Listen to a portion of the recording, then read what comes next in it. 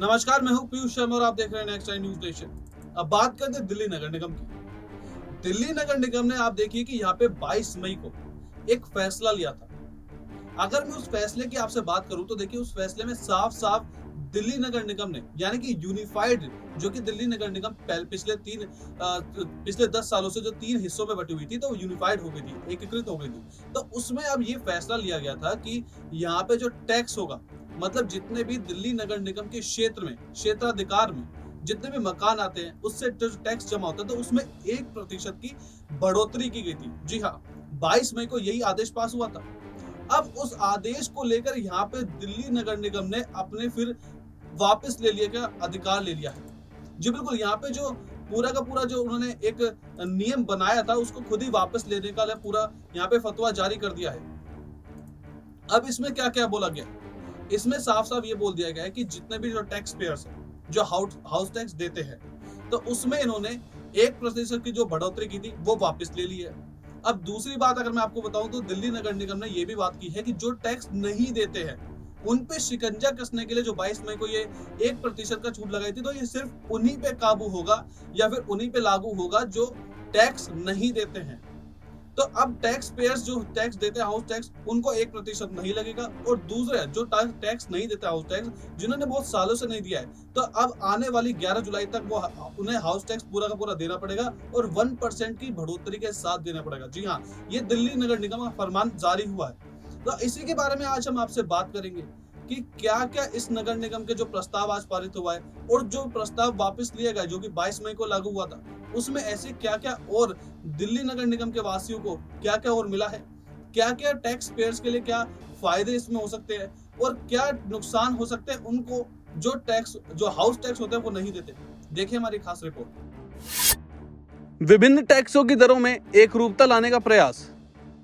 बता दें कि 22 मई से निगमों के एकीकरण के बाद अब दिल्ली निगम पूरी दिल्ली में विभिन्न टैक्सों की दरों में एकरूपता लाने का काम कर रहा है। इसके लिए नगर बजट को भी संशोधित किया जाएगा। कयास लगाए जा रहे थे कि जिस तरह दक्षिणी नगर के क्षेत्र में शिक्षा सेस लगता है, उसी तरह से उत्तरी दिल्ली और पूर्वी दिल्ली क्षेत्र में भी लग सकता है। सूत्रों के मुताबिक जनता पर कोई नया टैक्स लगाने से फिलहाल प्रशासन पक्ष में नहीं है। हालांकि इसमें एकरूपता तो लानी पड़ेगी। ऐसे में ज्यादा लोगों की जेब पर बोझ ना पड़े, इस दिशा में काम किया जा सकता है।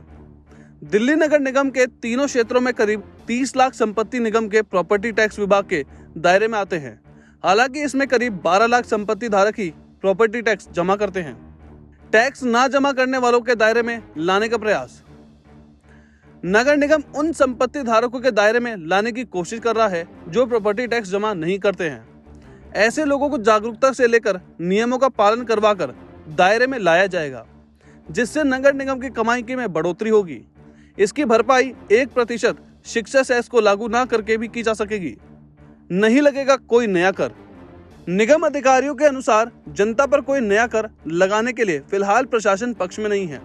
हालांकि सभी निगमों के करों में एकरूपता लाने का प्रयास किया जा रहा है। इसको लेकर जल्द ही निगम में कुछ बड़े फैसले भी हो सकते हैं। निगम इस समय ऐसी दिशा में काम कर रहा है जिससे लोगों की जेब पर ज्यादा बोझ ना पड़े। निगम अधिकारियों के अनुसार इस फैसले से निगम को आर्थिक नुकसान तो होगा, लेकिन जनता को राहत मिलेगी। संपत्ति कर ना जमा करने वालों पर कसेगी नकेल। अधिकारियों के अनुसार दिल्ली नगर निगम के तीनों क्षेत्रों में करीब 30 लाख ऐसी संपत्ति है जो संपत्ति कर के दायरे में आती है। हालांकि इसमें से केवल 12 लाख संपत्ति धारक ही संपत्ति कर जमा करवाते हैं, जिससे निगम को हर साल 2000 करोड़ रुपए से ज्यादा का सालाना आय होती है।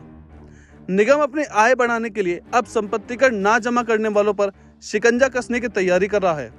निगम द्वारा लोगों को संपत्ति कर जमा करने के लिए जागरूक करने के साथ उन्हें नोटिस भी भेज रही है। तो फिलहाल दिल्ली नगर निगम में इतना ही। आप देखते रहिए नेक्स्ट 9 न्यूज नेशन।